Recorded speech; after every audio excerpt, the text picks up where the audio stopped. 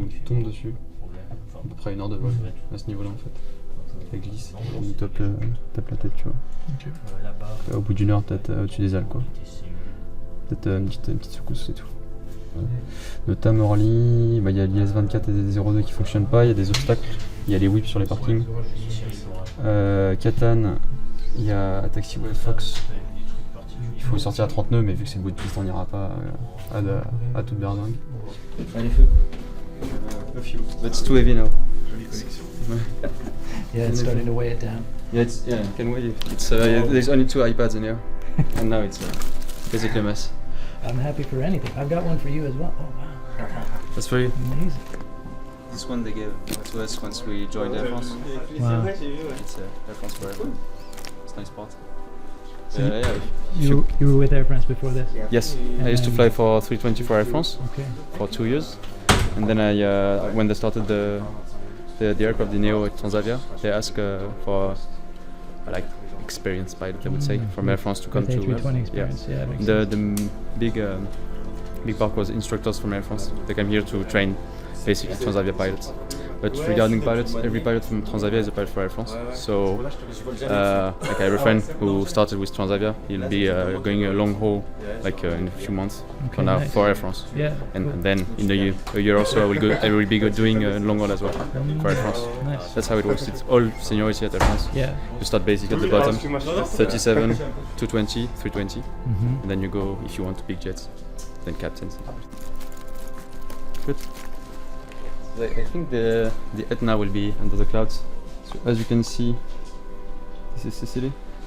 There's some storms over there. Should not be an issue, but this is stormy weather basically. It says that it's not going to be bad once we arrive there, so we took a bit more fuel just to handle this issue, but should be fine. Visibility not great, but should be fine. Yeah, I've got to upgrade to a premium account. We can hook you up with that. Don't worry, I know the guy. And the most important part of the pre-flight, affixing the Flightradar 24 keychains to the flight bags.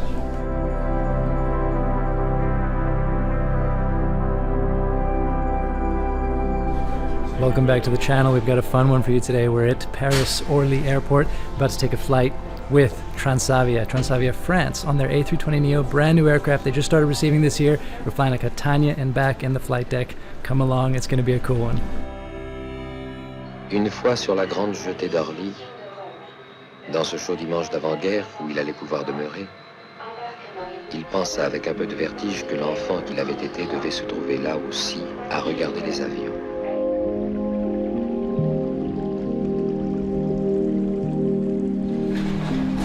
Where is it?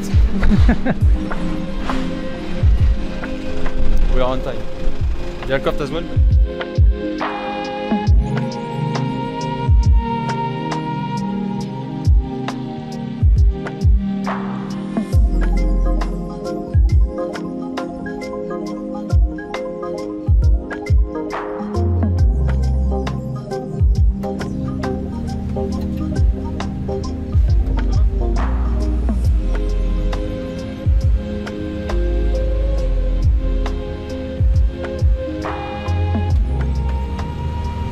Début d'avitaillement.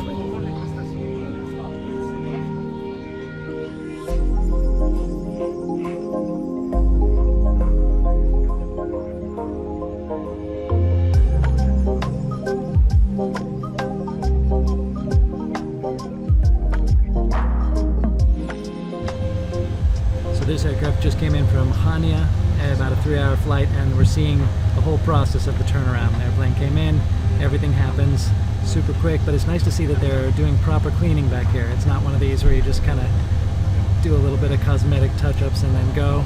They've got a cleaning crew that seems to be doing a good job.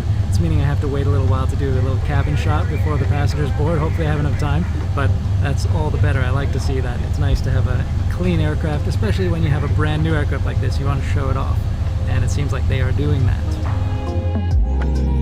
Then you take it like this, you put it inflates, and you go on top of your head, and you just let it go in front of your mouth and just breathe normally. Okay. That's it. No worries.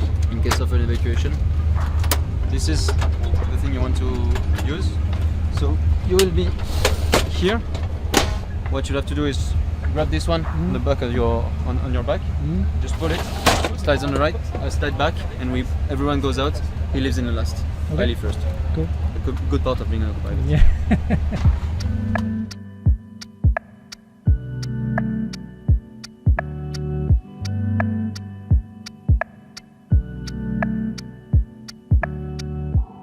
Alright, it's my turn. Quick minute to check out the cabin on this brand new A320neo. I love these aircraft, especially when they're new like this. And actually this Transavia green, you know, at first you think, wow, that's a lot of green, but it's actually a really nice green. So, I don't know, you tell me if you agree. Especially with this really nice complementary color mood lighting, the purple. I love it. And it's bold. I like that it's bold. And I'm sitting down in a random aisle seat now. It's quite nice. These seats are new. I flew in on this aircraft yesterday from Stockholm to Orly. First time trying out their 320neo, actually first time flying Transavia. And I found it really comfortable. I was in 1F. That's my preferred row up there in the bulkhead. There's a lot of space. I would say there's even a little bit more space than on the SAS A320neo. That's an unscientific finding on my part, but I think it's correct. But yeah, check it out. I mean, it's reasonable legroom for a low-cost airline. I'd say this is great. And up there especially, you have plenty of room, and the seats aren't uncomfortable. Well, what a difference to some of the other 320neos I've flown lately, like Frontiers, where it was just like they'd made it actively uncomfortable. They wanted to punish you. This is very different feeling overall, actually. Seat comfort, crew, vibes, everything. And I really like this green. Je t'écoute. Je lis 65.1, 65.2, debout. Et un 65.2 sur Facemart. Removed. 7,720 kilograms balanced. On. 9. Kenash 1031. Perfect. Mesdames et messieurs, bonjour, mon nom est Cyril Réal, je suis votre commandeur et je suis très heureux de vous accueillir à bord de cette Airbus A320 de Tremblant à destination de Cape. Notre départ dans quelques minutes, désolé pour ce retard tardif de la maintenance de Brest. Notre temps de vol aujourd'hui de 2h30, une route qui nous fera passer par Strasbourg puis Zurich, ensuite le survol des Alpes, la plaine du Pô dans la région de Milan, la descente sur l'Italie, Rome, et ensuite direction la Sicile, qui atteint une température de 22 degrés à l'arrivée. Je vous remercie pour votre attention, merci pour votre patience et votre compréhension, je vous souhaite un excellent vol.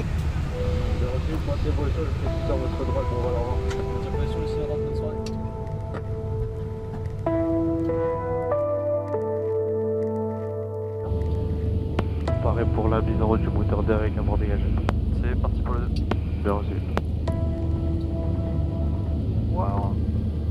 On est prêt au roulage et pour le bout de piste.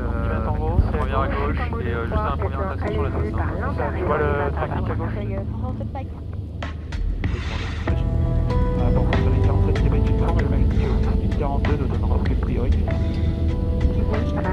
Non, désolé, Québec, il y a beaucoup de monde là. Ah, pas de soucis, parce que là, on va prendre la 41. C'est parfait. Allez, on suit le 32 qui est là. Ouais. Ah, je crois que c'est tout. Ah, bien.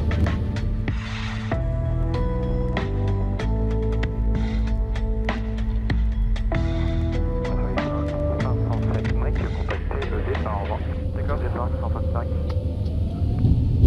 Parfait, 910 XP, bonjour. Poursuivez approche 25 en 300 degrés. 6 nœuds, 7 nautiques derrière un 330. Solution pour sur 25. Rotate.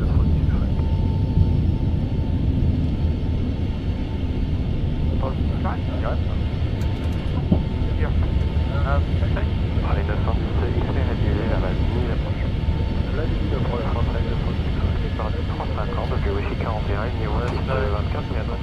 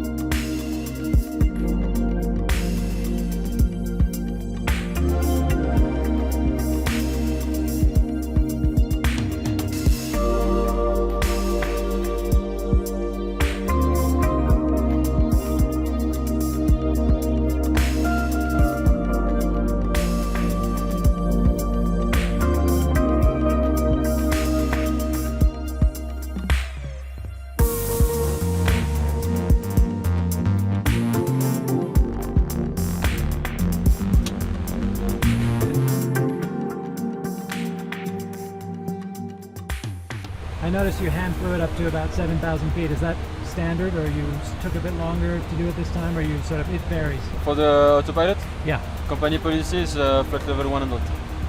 We can fly the aircraft until flight level 100. Okay. So that was the limit. I did the first turn, and then at Orly there's lots of downwind aircraft coming in either for Orly or for Roissy, and so you have to manage your rate of climb or descent in this area. So that's why we put the autopilot so we can both look at what the aircraft is doing. And At then- Air France there is no limit. Yeah? Yeah. Oh, cool. You want to fly the aircraft until flight level 290 you can. Wow, okay, cool. Different, but it's the RVSM regulation. So you can fly manually at the flight level at 290. That's pretty rare, right? I think that's pretty rare. Air France, I think Air France is one of the last who does that. So they want the pilot to be proficient at flying the aircraft manually in case of emergency, Yeah, even at makes- high altitude. But at high altitude we don't. If we take the aircraft in manual, that's because something went wrong. Yeah. Usually we don't do that. When you're shifting the vertical speed, you know, like Yep. by increments, Yep. what's the main consideration there when you're switching it to a lower vertical speed? as Yeah, you're it's saying? you don't want to have an alarm TCAS, you know, with another aircraft coming in, and so with the autopilot, the aircraft can do the TCAS on its own if you have one, but you don't want the aircraft to shadow you. And same for the other aircraft.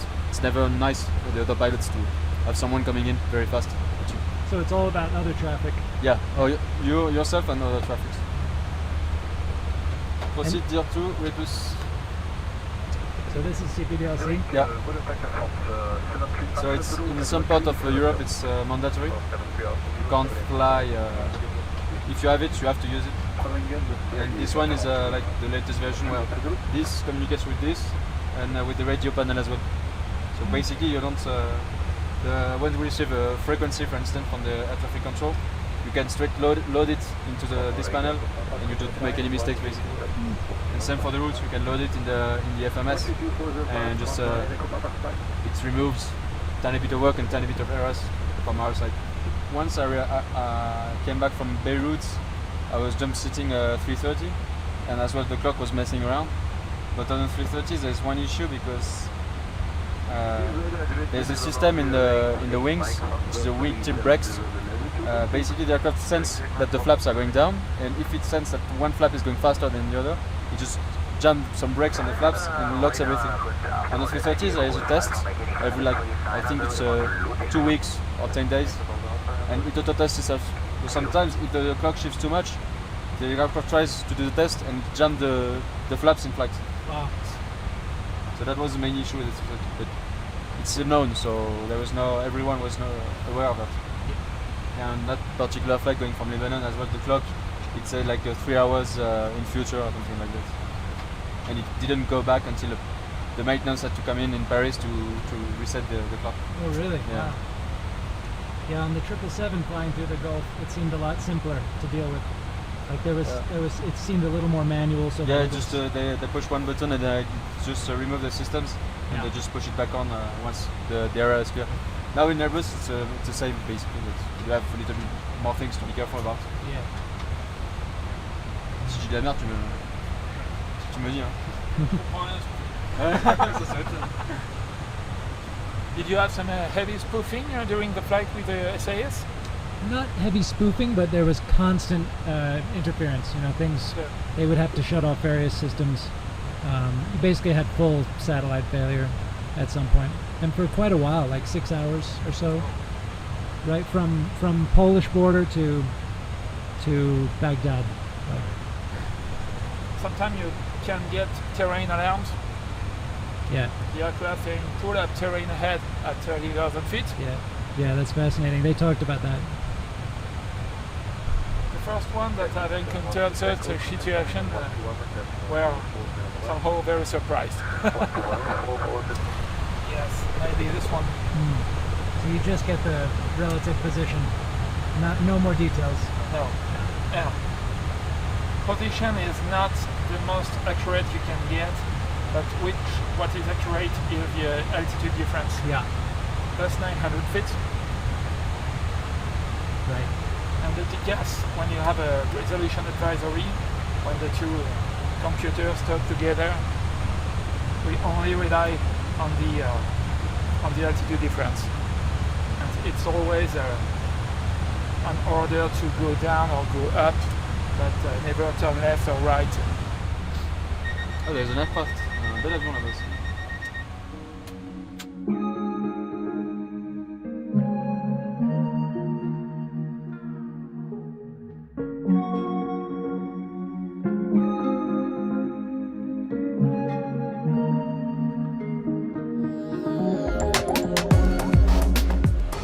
On this side we're gonna have Venice and Verona.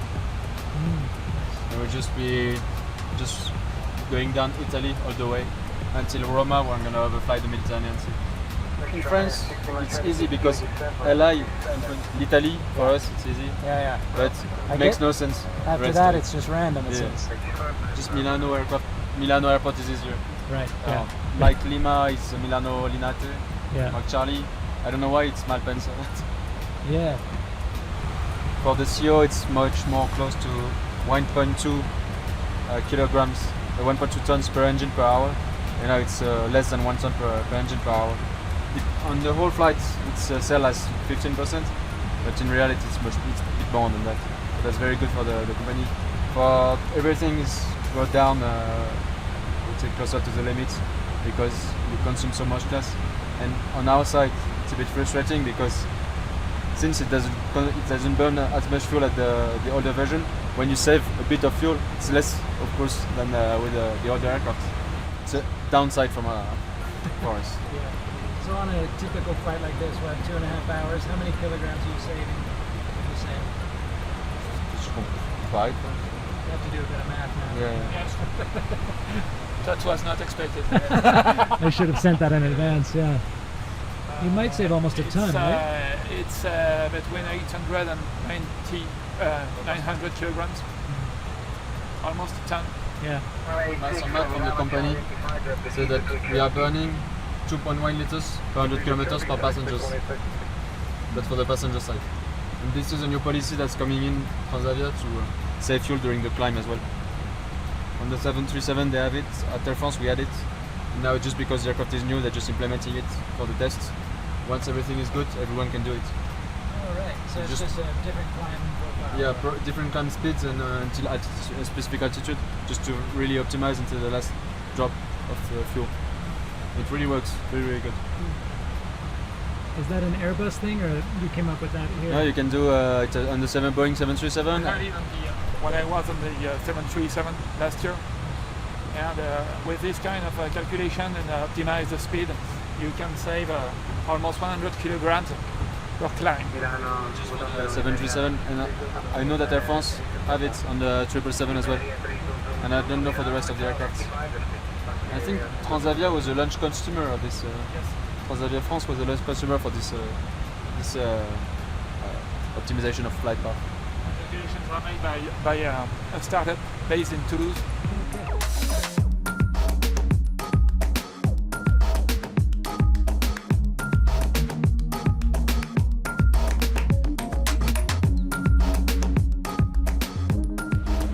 At the beginning, when they launch an aircraft, basically only instructors flying the aircraft to train everyone. At some point, you have like today, we have both 100% pilots, but no instructors whatsoever. And there is a transition between once a pilot is released into the fleet, it's considered as unexperimented, and you can't fly with another pilot unexperimented on the machine. So you have to put different experimented with unexperimented or vice versa. Oh wow. But at the point when I arrived from Air France, I was considered experimented on the aircraft because the operation manual is so close from Air France to Transavia, and the flying aircraft is basically the same. Yeah. Some like British Airways, Lufthansa, Brussels, they have NEOs and CEOs in their fleet, and everyone flies them regardless. Yeah.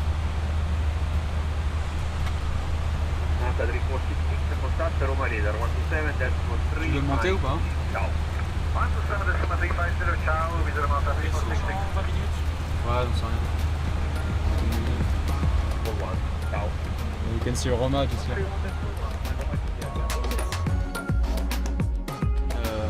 In Catane, so we ask our cars the current data. So we have destination and alternate. Let's go from both. The weather is nice. maybe we'll be able to see. We'll see if we can see them. Coming from the north, there is this weird arrival, but just some Italian airfield at this, just to delay the arrivals if there is too much people, without having them to hold, like in London, for instance.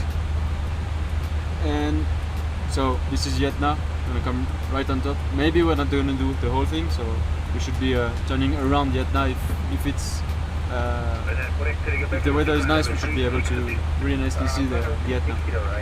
We'll see, we'll figure out. So after that, it's standard ILS into the airfield. I'm just looking at where we are coming in. Just have a look. Maybe we'll be able to see the Stromboli as well. Just come here and then turning into the runway. 567 Delta Victor, call Roma 127.35. Buonasera. 12735, I'm flying 635.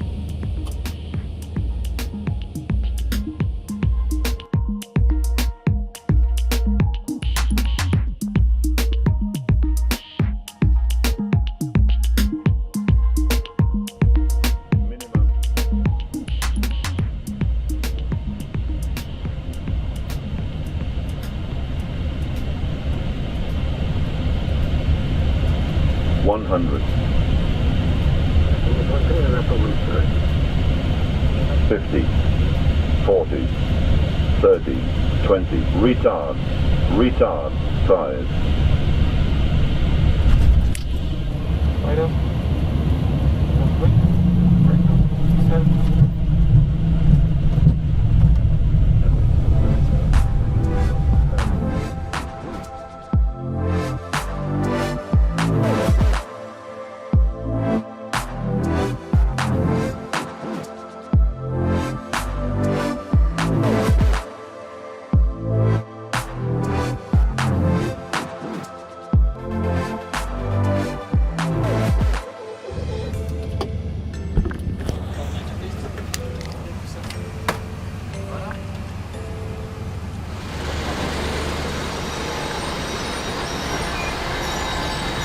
You can really much see pretty inside it, so you can see it through.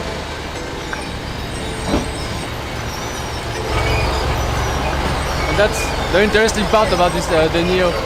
It's this part is the hot part, and the rest is cold. So basically just a propeller in front of a hot engine.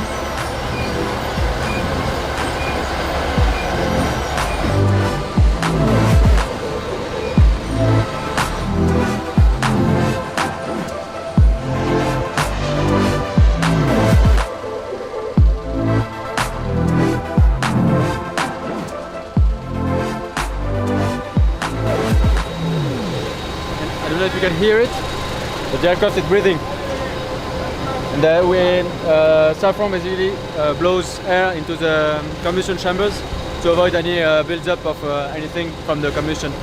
What Safran told us is if you remain within the thermal properties of the engine, you wait 3 minutes before each takeoff, the aircraft will never fail. But that's a big statement. You never know.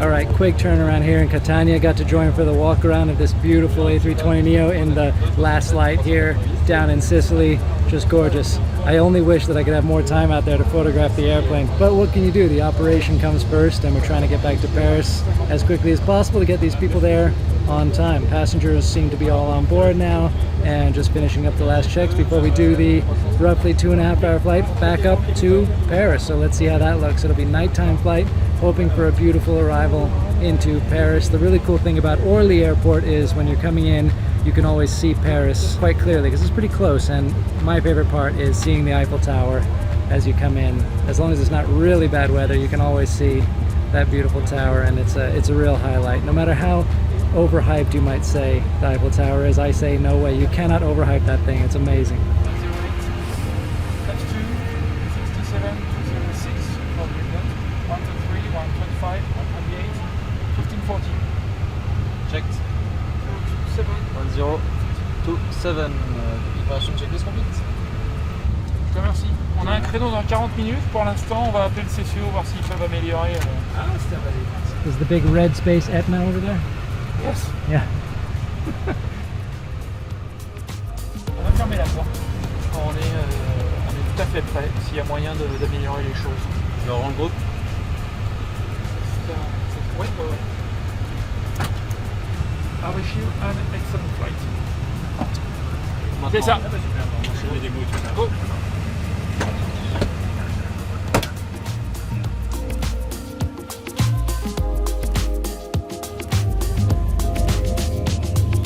Round, are you ready for engine 1? Clear to start engine number 1. Starting 1.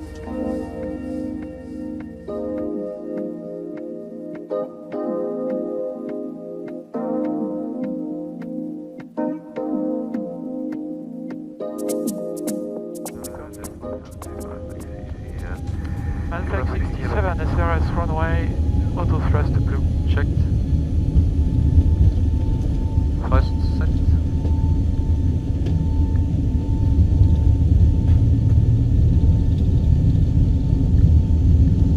Undernet. Check.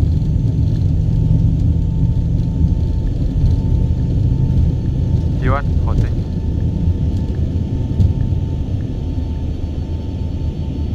Aggressive climb. You're up.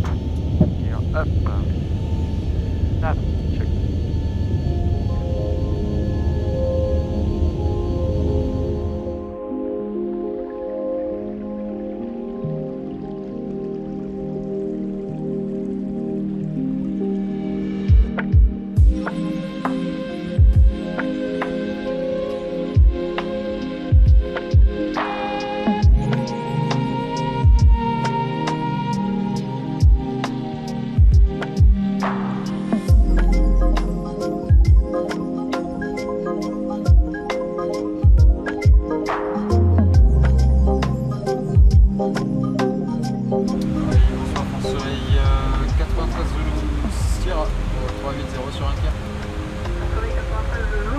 Bonjour, une arrivée Dijon 9 au Whisky pour Orly, gardez Max 75 pour séquençant. You can't miss the Eiffel Tower as well. I love that about Orly. Like you always get the Eiffel Tower. Yeah. There. Yeah. Either it's in front of you or on the right. Yeah. You were arriving too soon to see the Eiffel Tower sparkling. Yeah. Can you request a delay? I'm just kidding. 15 minutes.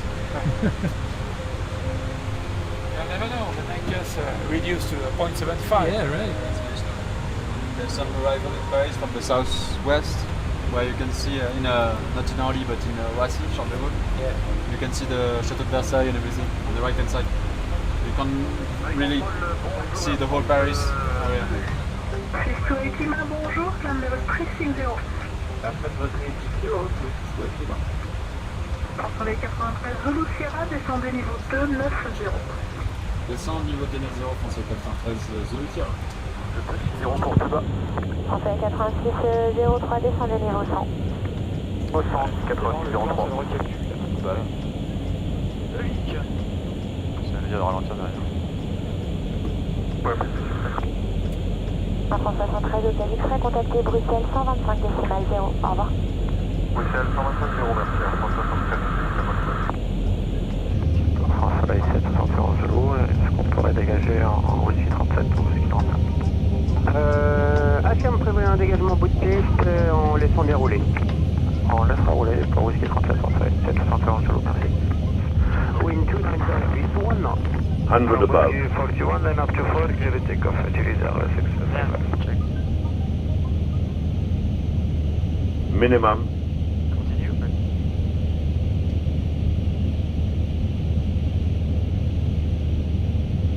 100. 50, 40, 30, 20. Retard. Retard. 5.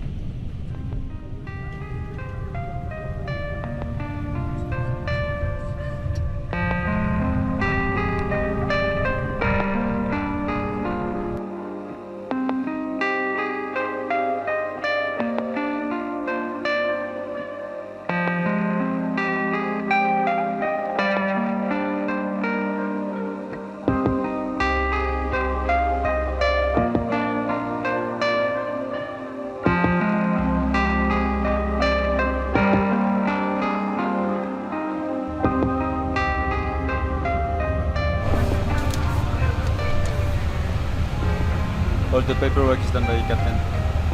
So that's a good part for me. I'm done.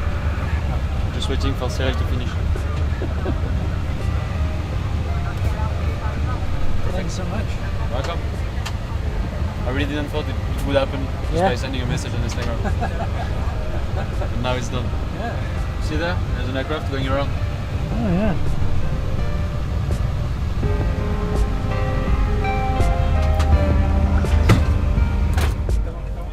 Oli. Avant qui marchait pas. Ok.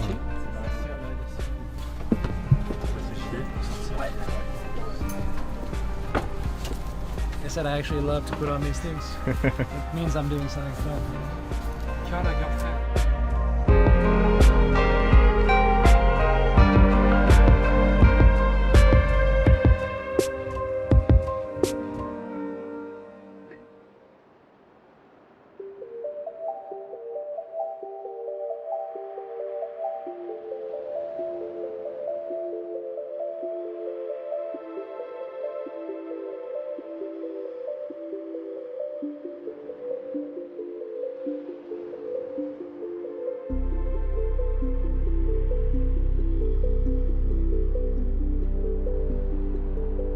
Back in Paris now at Orly Airport. I'm gonna go to bed. Make sure to let me know what you thought of these flights. Hope you enjoyed them, and I've certainly enjoyed getting to know Transavia France and the people there. I get the sense that it's a company with a really nice culture, friendly people, good vibes. At least on the now 3 flights I've done with them, I've gotten that each time, and this crew was amazing. So thanks to them, thanks to you for watching all this way and in Paris. For Flight Radar 24, I'm Gabe Lee.